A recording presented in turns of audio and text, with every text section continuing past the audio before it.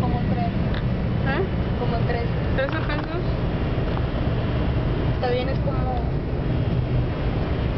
más barato que en un restaurante, pero más caro que en el súper. Sí.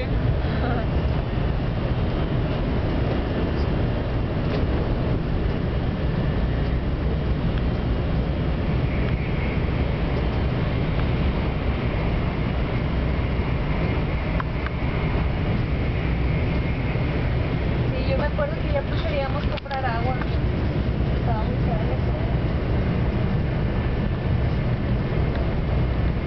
Sí, 13 euros. Sí, yo me acuerdo que un chavo que nos dio, ¿cómo se llama, Dulce? El programa de Coach Surfing o algo así, ¿no? Un programa en el que por internet te pones de acuerdo y alguien te va a recibir al país al que vas y te va a llevar a conocer los lugares de ahí, así. Así Denise se había puesto de acuerdo con un chavito de Italia que por un día nos llevó a varios lugares de ahí. Y cuando íbamos queríamos ir a cenar pizza, pero ese iba a ser la única, o sea, dijimos, no vamos a estar conmigo.